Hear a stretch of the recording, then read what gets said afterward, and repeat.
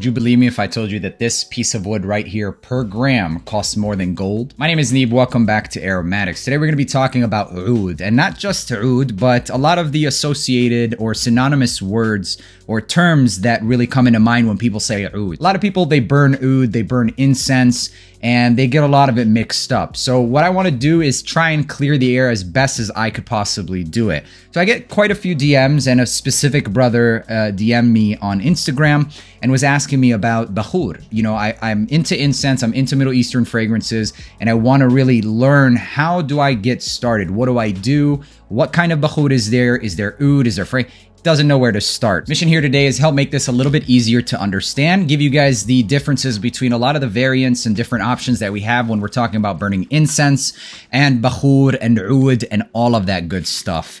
So I think the best and most appropriate way to start is to start with the actual oud itself. So ladies and gentlemen, like I was saying, this is an oud chip in itself. So when somebody burns oud, you don't necessarily burn this. So this kind of oud is coming from the Aquilaria tree, and basically how oud is sourced or created. Nowadays, unfortunately, it is synthesized, but not completely. So what ends up happening is that because it's becoming very scarce, is people like Indonesia and Cambodia, they'll actually physically inject the trees with this specific type of bacteria that essentially creates this rotted wood, aka oud. And so nowadays, I guess it's not really natural 100%, but it's still the closest that we're gonna get to. And even then, something like this could easily cost upwards of $20 just for this one piece of wood chip. You're not going to place it directly on a piece of coal because that would just burn the oud chip and destroy any of the aromas that you're going to get. You're going to place a piece of foil, you place that oud chip on it, on top of the coal, and you're going to let it just slowly start to build up some of its smoke and the aromas, and it's just going to dissipate into the air. A little bit different, actually much different than something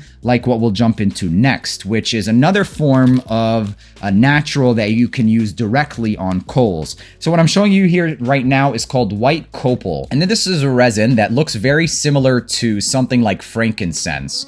Reason being I'm showing you the copal is because I don't have frankincense on hand. So copal, C-O-P-A-L, is something that smells relatively similar. It's in a similar family. It's very balsamic. It's a lot more balsamic and much more pungent than something like frankincense. So I personally would suggest you stick to something like frankincense. I would not suggest burning copal on direct charcoal just because it's very, very strong. That's me personally, but you can. The other one that I will show you on screen here is called frankincense. This is also known as olibanum, aka luban, and you can also burn that as well. It's a very neutralizing type of odor. It's been used for centuries for its medicinal properties and for neutralizing odors, and for me personally, I burn that very frequently. So it does have a distinctive smell to it in itself, but anything that's in your home or anything in the area that you're going to be burning the frankincense, it will definitely take away most of the odors. Another form of some oud that we have here is Bakhoor.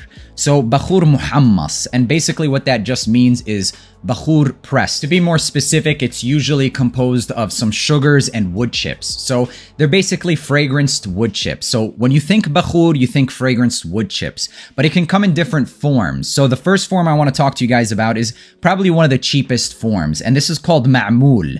And ma'mool basically means something that's been melded or molded together, and it's this right here. So it's anything that you see that looks a little crumbly, and it literally just crumbled off, and it turns into like a just mush. And Bakhoor itself, this source, will still have some wood chips that it could have originated as. It could have originated as something that was woody, but they just mash it up, grind it, they put it together, and they mash it until you get this form. Now with this form of Bakhoor, you can put it directly on charcoal, but eventually what ends up happening with any of these forms is if you put it directly on charcoal at the near end of it all, it's going to be more of a smoke and less of an actual fragrance. So if you want the cleanest form of Bakhoor, you want to make sure that you put that foil or layer of foil on top of the charcoal. I don't really care, I just end up putting it on the charcoal anyways, but I probably will start going back towards making it or placing it on an actual foil. So another form is going to be Bakhoor that's similar to ma'mool in the way that it's created, except it's not ground in the same way. This is Bakhoor that's made traditionally and homemade. So this is homemade Bakhoor. It's not my homemade Bakhoor, but as you can see, there aren't any wood chips here. But it doesn't mean that they're not in here. So it's likely that it's used or just not as you know, as much as some of the other chips. But mostly what this is comprised of or composed of is going to be sugar and fragrance oils. So there might be some sugar, rose water is very common to use. You're going to have some essential oils, fragrance oils. A lot of these utilize fragrance oils more so than even natural oils. So this is exactly what that smells like. It smells like they put in some white musk fragrance oil. And basically they allow the sugar to caramelize with some rose water. And after that, they're going to go ahead and put in maybe their ambers, some frankincense grounds, all the grounds.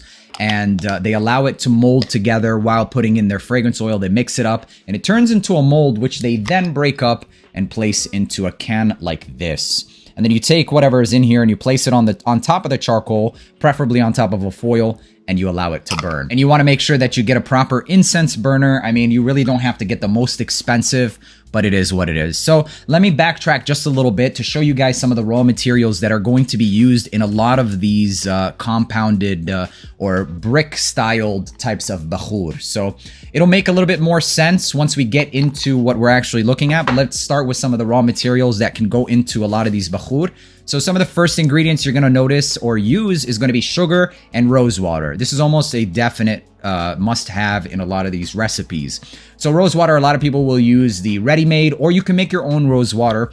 The more natural and the more essential you get, the closer to the actual root of that scent profile, the stronger it's going to be. It's not necessarily a good thing because you might want some oud that's not too strong on a rose, or you might want oud that's not too strong on a myrrh, and so you want to tone it down accordingly or use an essential oil or even a fragrance oil instead.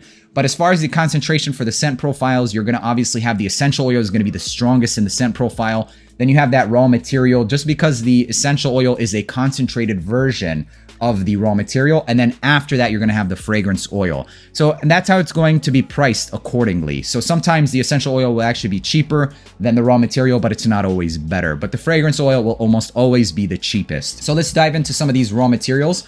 And the first one we're going to look at is called dragon's blood. This comes from a Yemeni tree in Socotra.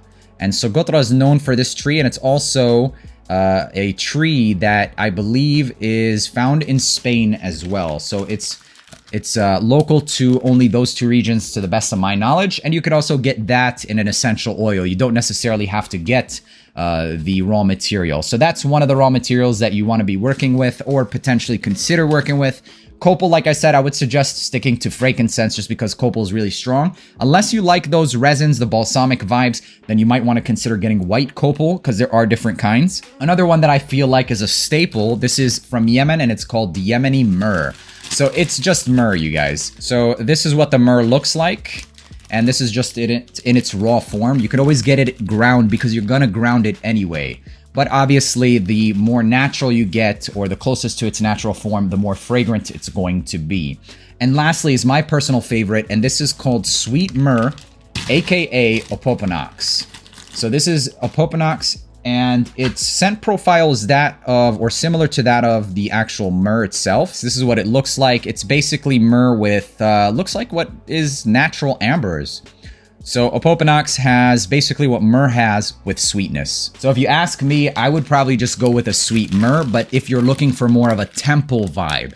So it does have a little bit more of a churchy vibe, whereas myrrh is just going to be earthy. So if you want it to be earthy, dark, without having too much of that honeyed sweetness, dark temple, you would go with the natural myrrh. If you want it to have more of a temple, resinous, vibe. So balsams with sweetness go with sweet myrrh. And the sweetness is that of like black honey. It's like a tarry type of sweetness. It's nothing bright. They're both balsamic. The myrrh is balsamic and earthy, while as the sweet myrrh is balsamic, earthy, and very tarred honey. So that's basically what those raw materials look like. Another factor that you're going to consider when you're trying to make your bakhoor, or when they make their bakhoor, is the oils that they're going to use, the fragrances that they're going to use.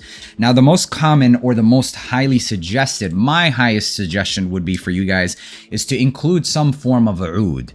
Because unfortunately, despite the fact that you might think that with bakhoor you're getting oud, you're very unlikely to get actual oud. What you're likely to get is some form of Palo Santo or sandalwood. Sandalwood is the suggestion of choice for me, just because Palo Santo has a more distinctive temple smell, which can overtake a little bit sometimes. But I would go with red sandalwood or sandalwood, and that's common amongst a lot of the Bakhoor that you actually get. So although they might say agarwood, ask them of what region is it from. It might be scraps. It might be a part of that same Aquilaria tree, but it has nothing to do with the actual infected oud, basically. So it's just cheap scraps.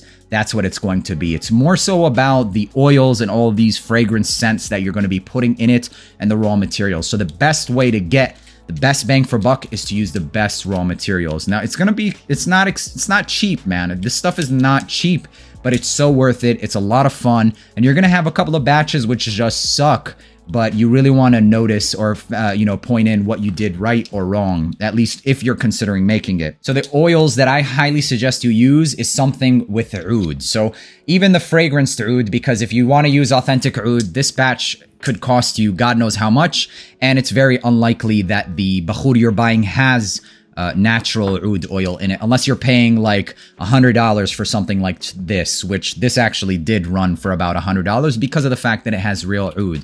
So my suggestion is to find a synthetic fragranced oil that smells very similar to oud. So there are some small vials that are around like $20. It might be Dihin al Oud or Cambodi Oud. You really just have to test around or find an oil that you enjoy. I'll do my best to place a couple of links down in the description that smell most of authentic oud on a budget. So $20, maybe $25 at the most. I'll place some of those. I will also place some options that are like $50 that smell amazing, like Cambodian oud as well, but it's not cheap and you're going to end up using this entire thing for one batch, so it might not be worth it. So find a good quality smelling authentic or synthetic oud, really, and believe me, it's good enough. The next thing that you want to consider placing in is going to be a musk. Musk is a very common fragrance oil that they also use because of all of these earthy vibes and scents. You want something to kind of clean it up a little bit, polish it, and refine it a little, and white musk is known to do exactly that. So some form of musk, maybe pink musk for the ladies out there, but oud and the musk are the basics, and I highly suggest for those of you that are going to be making your first batch or second batch, which if you stay tuned, I will be making a video as to how you can make your own Bakhoor at home.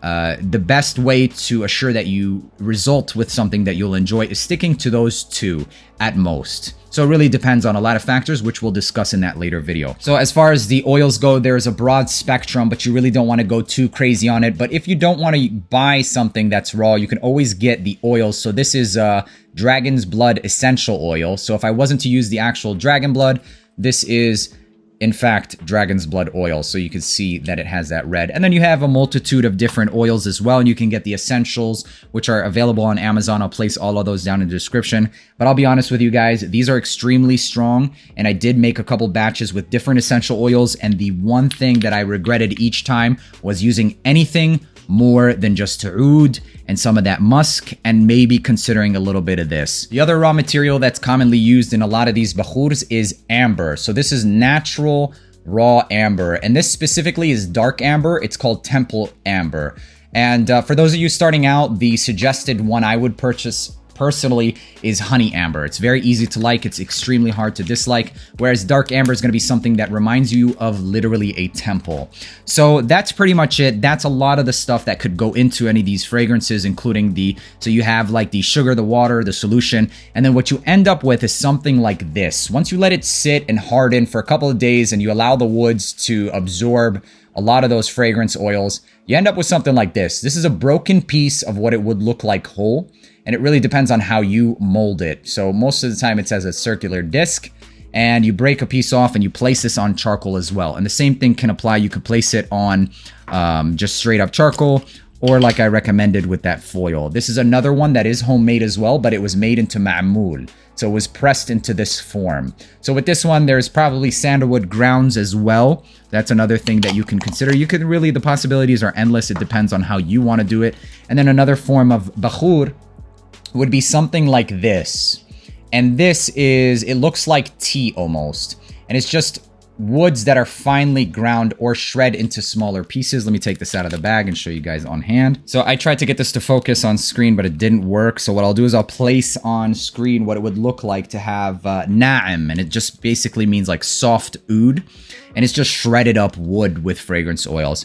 So that's basically what we have here. And then you can get oud that has fragrance, like these are actual oud chips. But like I said, for something very, very small, you're going to end up paying a fortune. So for something like this, it runs about $100 to $120. So whether or not it's worth it is completely up to you, but personally, I'd rather have oud in its pure form. So those are the forms of different types of bakhoor and oud that you can mess with. The other one that's most basic and least traditional is going to be those incense sticks. Those are usually the lowest end, and I personally believe that you're better off, much better off, going with one of these bakhoors. You'll see a lot of like brands like Nabil and Haramain and Lattafa do a lot of these ma'mool style fragrances, and actually, if I'm not mistaken, yeah, see, this is in a Nabil jar, but this is actually homemade bakhoor. This is not Nabil.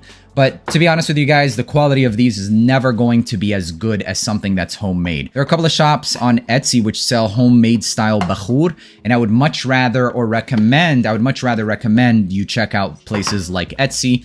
It's going to smell of better quality. And not only that, but if you're considering doing one even better and you want to make your own bakhoor, that's exactly what we're going to do. We're going to talk about how to make your own bakhoor at home. I personally have made a couple of batches. This is my first batch, and then I have that other second batch. So it's got sugar, rose water, and all those other good stuff. If you're interested in that video, make sure you stay tuned. And the best way to do so is to hit that subscribe button down there on the right. And then you also want to click on that notification bell so you're notified when I do drop that video. And we're going to learn about how to make bakhoor together. I hope this video was of benefit in any way possible. And until the next one, peace.